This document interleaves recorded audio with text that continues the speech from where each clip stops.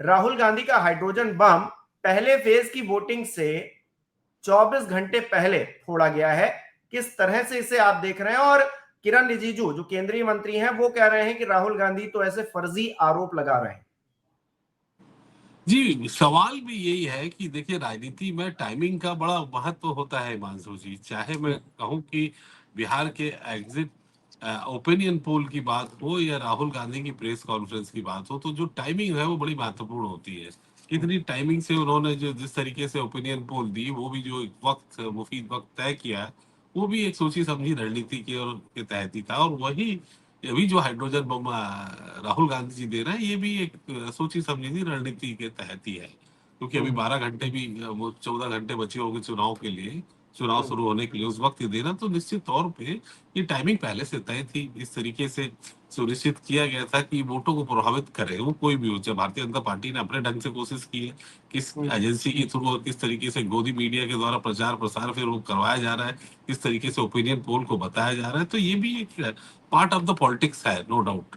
वही राहुल गांधी का जो लबो लबाब है और जो मुद्दा है और जो उनके सवालात है ईसीआई से, इलेक्शन कमीशन से, तो ये पहले से तय है। ये पहले से तय है कि सवाल कुछ भी ज्ञानेश जी से हो, ईसीआई से हो, जवाब भारतीय जनता पार्टी उनके प्रवक्ता बन के दे रही। यही सवाल तो 3 महीने से आप और हम तमाम डिबेटों में पूछ रहे हैं और कह रहे हैं कि सही, अगर जो उनकी तथ्यात्मक तथ्यों की जांच जो है की जाए, वो झूठ बोल रहे हैं सच बोल रहे हैं, ये कौन तय करेगा? ये तो जांच जांच तय होगी ना। जांच हो तो सही, तो जांच ही नहीं है तो आप ये थोड़ी कह सकते कि वो झूठ बोल रहे हैं सच कह रहे हैं। फिर आप तो थर्ड पार्टी हो गए। ईसीआई और ये कांग्रेस का मामला है, ईसीआई और विपक्ष का मामला है।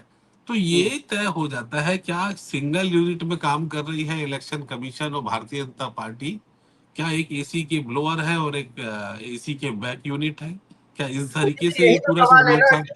कि ये क्या घबराहट है जिसका रिएक्शन दिखा जो है किरण रिजिजू के प्रेस कॉन्फ्रेंस जी में कि राहुल बिल्कुल। गांधी किसी बाहरी महिला को ले आते हैं। अब राहुल गांधी खुद ही विदेश घूमने जाते हैं तो फिर विदेशी लोगों को सामने ले आते हैं। मतलब ये क्या है? मतलब कोई कोई लॉजिक है इस बात का?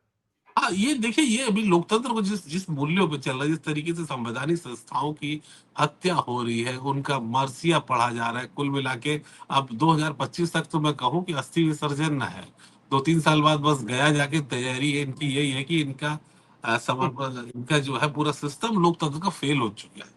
पूरी ये जो व्यवस्थाएं है, हम पहले से बोलते आ रहे हैं कि सीबीआई जो है इनकी तरफ है, ईडी इनकी तरफ से खेल रही है। अब ये इलेक्शन कमीशन जो बचा हुआ था, वो भी आप इस तरीके से कर रहे हैं, तो लोकतांत्रिक मूल्यों की अब तो हत्या हो चुकी है। अब बचा क्या? पूरे कुएं में भांग है। अब आप बाल्टी से निकालिए, मग्गे से निकालिए, पाइप से निकालिए, आएगी तो भांग ही ना। तो जो जिनको जिम्मेदारी थी, जिनको सब तरफ से ये तय करना था कि एक फ्री एंड फेयर इलेक्शन की जिम्मेदारी जिनके ऊपर है, अगर वो ही एक तरफ से खेलने लगे, तो फिर लोकतंत्र बचा कहाँ? अब तो सीधा डिक्टेटरशिप और ऑटोक्रेसी की तरफ हिंदुस्तान जाते हुए नजर आ रहा है। मैं स्पष्ट रूप से कह सकूं कि आज आने वाले समय में आप और हम शायद ये तय करें कि एक इलेक्शन कमीशन नाम की कोई चीज होती थी जो उनको फ्री एंड फेयर इलेक्शन करानी उनकी जिम्मेदारी थी। अब दिस इज अब ये पूरा जो इलेक्शन कमीशन ऑफ इंडिया था, अब वो election commission government of India में तब्दील होता आप और हम देख रहे हैं। सवाल तो यही है ना, पिछले 3 महीने से 2 महीने से जब से राहुल गांधी ने वोट चोरी के आरोप लगाए हैं, सवाल तो यही उठ रहा है ना कि किया क्या जा सकता है, कौन क्या कर सकता है। राहुल गांधी भी कह देते हैं एक वक्त आकर कि ठीक है हम आरोप लगा रहे हैं, या फिर अब जांच आप करिए, चीजें आप देखिए, दुरुस्त आपको करना है। भाई हम क्या ही कर सकते हैं? एक व्यक्ति पूरे सिस्टम से कैसे लड़ सकता है जब सिस्टम चोरी पर आमादा हो, और इस तरह की चोरी जिसमें लोकतंत्र यानी कि हम और आप ही खतरे में है। सर जी हिमांशु जी, जब रेफरी ही एक साइड से खेलने लगे तो किसकी गोल पोस्ट छोटी और किसकी गोल पोस्ट बड़ी होगी और वो क्या ही निर्णय आएंगे, आप और हम समझदार हैं। आप देखिए कितने स्मार्टली एक तरीके से जो ओपिनियन पोल लाई गई, वो कौन सी एजेंसी ने लाई आप भी जानते हैं। किसकी है वो आईएएनएस एजेंसी, किसकी है आप और हम सभी जानते हैं। उसके बाद कैसे जो नोएडा में बैठे, मैं इनको लश्कर नोएडा कहता हूँ, ये जो नोएडा में बैठे लोग हैं ये लश्कर नोएडा है। और कैसे इनकी तरफ वो भेज दी गई और कैसे फिर उन्होंने पूरा प्रचार प्रसार करके, एक ऑरा तैयार करके, मनोवैज्ञानिक ढंग से ये बता दिया गया है कि चुनाव के पहले ही कि कौन सी टीम जो है वो जीत के आएगी। तो कुल मिला के जब संवैधानिक संस्थाएं जिनकी जिम्मेदारी है कि इन पे जांच करना, इन पे इस पे जांच बैठालना, अगर किसी ने भी एक शिकायत की है तो उसकी तह तक जाना, तो जब इनकी, तो ये अपने मूल कार्य नहीं कर रहे हैं, जो बुनियादी कार्य संविधान इनका है ईसीआई का, जब वो कार्य ही नहीं कर रहे हैं, तो बाकी आप किस तरीके से ईमानदार कार्य कर रहे होंगे वो आप और हम सिर्फ अंदाजा लगा जा सकता है कि हिंदुस्तान का जो डेमोक्रेटिक सिस्टम है, कंट्रोल है, वो किस तरफ जा रहा है। तो कुल मिला के आप और हम चर्चाएं कर सकते हैं, बात कर सकते हैं। राहुल गांधी या कांग्रेस, हम कोई राहुल मतलब हम कोई कांग्रेस के प्रवक्ता नहीं है, लेकिन विपक्ष इस तकलीफ में जी रहा है, तो आज आप और हम इस विषय पे संवाद और चर्चा ना करें तो फिर इतिहास हमको कोसेगा कि आप क्या कर रहे थे वहां, बिल्कुल। आपने कभी कुछ बोला क्यों नहीं। तो ये हम्म। बोलने की केवल राहुल गांधी की जिम्मेदारी नहीं है, आपकी और हम की, पूरे हिंदुस्तान की जिम्मेदारी है कि एटलीस्ट इसकी जांच तो कराई जाए, कम से हम्म। कम इसकी तह तक तो जाया जाए। आप बस हम्म। एक बात पे अड़े हैं कि आप एफिडेविट दीजिए, एफिडेविट दीजिए, एफिडेविट दीजिए। क्या ये इतनी बड़ी चीज हो गई एफिडेविट की पूरा हिंदुस्तान में अगर कोई चिल्ला रहा है कि वोट चोरी हो रहा है, इस तरीके से एग्जाम्पल दिए जा रहा है, इस तरीके से प्रेस कॉन्फ्रेंस करके सबूतों के साथ, तथ्य तर्क के साथ आपको सौंपा जा रहा है, बावजूद इसके आप काम नहीं कर रहे हैं, तो इसका मतलब ये है कि आपकी अभी कहीं राज्यसभा की टिकट वाली बात है। बहुत सारे लोग राज्यसभा में जा रहे हैं, बहुत सारे लोग अपॉइंटमेंट्स हो रहे हैं, तो बस उसी हम्म। को आप देखिए कुछ दिन बाद कौन सी राज्यसभा की सीट खाली होने वाली और किसकी नियुक्ति होने वाली हो। यही बचा रह गया, देखते रहे कि चाहे आप वो डीजीपी को, पूर्व डीजीपी को ले ले, पूर्व चीफ जस्टिस को ले ले, इसकी एक हम्म। सुंदर सी रिटायरमेंट प्लानिंग के तहत अब काम होने लगे हैं, तो आप और हम क्या कर सकते अनिल विज साहब वो भी कह रहे हैं कि राहुल गांधी झूठ का हलवा बनाने में बड़े माहिर हैं। अब देखिए, वही बात कि राहुल गांधी झूठ बोल रहे हैं, वही बात कि राहुल गांधी विदेश घूमने जाते हैं, वही बात कि राहुल गांधी बिना सिर पैर की बात कर रहे हैं। कौन जवाब देने आएगा भाई?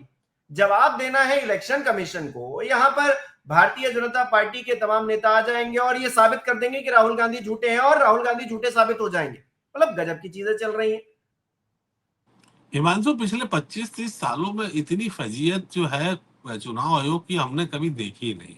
किस हम्म। तरीके से एक गरिमापूर्ण ढंग से टीएन शेषन भी काम करते थे, और अब हम्म। उस चुनाव आयोग की क्या स्थिति, आज की स्थिति बनी हुई है कि आज आम आदमी भी बोलने लगा है कि ये भारतीय जनता पार्टी के चुनाव आयोग प्रकोष्ठ है। ये हम्म। चुनाव आयोग प्रकोष्ठ बन के अपनी रेडी हो चुकी है, जिस प्रकार से कई फिल्म प्रकोष्ठ, डायरेक्टर प्रकोष्ठ, फाइलें वाइलें जितनी पिक्चरें आ रही है, जो प्रकोष्ठ है, जो फिल्म प्रोड्यूसर प्रकोष्ठ बन चुका है, अब ऐसे ही चुनाव आयोग भी एक प्रकोष्ठ के रूप में काम करने लगा, ऐसा प्रतीत हो रहा है। लेकिन हिमांशु, सवाल अब राहुल गांधी का नहीं है, सवाल ये पूरे अब देश की आम जनमानस और पूरी जितनी जैन जी जनरेशन है जो इस कदर इसमें इन्वॉल्व हो चुकी है, और इस कदर से वो इस चीज को गंभीरता से देख रही है और वो रिएक्ट कर रही है, तो अब सवाल केवल कांग्रेस का नहीं है। अब ये सवाल जो है वो आम जनमानस की तरफ भी डाइवर्ट हो चुका है। अब आम हम्म। जनमानस खुद संज्ञान लेके अब सवाल करने लगी, वो खुद मुखर होके एक दूसरे पे चर्चा, संवाद और विमर्श उस पे जब होने लगे, तो ये सवाल केवल राहुल गांधी का नहीं, अब सड़क के लोगों में सवाल हो गया, आम जनमानस का, गांव, जनपद, ये संसद से और आपके जो कॉन्स्टिट्यूशन क्लब से अब ये बातें गांव की, जनपद और जन पंचायत तक पहुंच चुकी है। तो हम्म। मामला आप समझ लेना गंभीर है।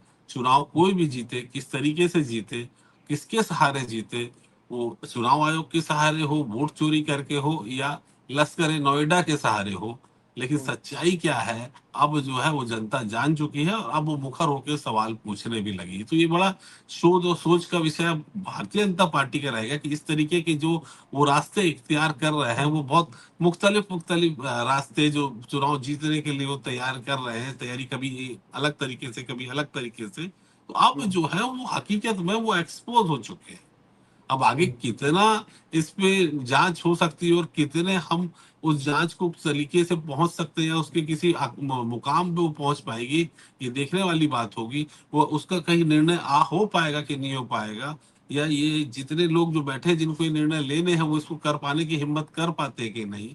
लेकिन ये है कि अभी हम बड़े गंभीर दौर से गुजर रहे हैं। अब लेकिन इस मामले में किसी भी तरीके का ट्रीटमेंट नहीं, पॉलिटिकल ट्रीटमेंट नहीं, या पॉलिटिकल सर्जरी ही इस डेमोक्रेसी के लिए चाहिए।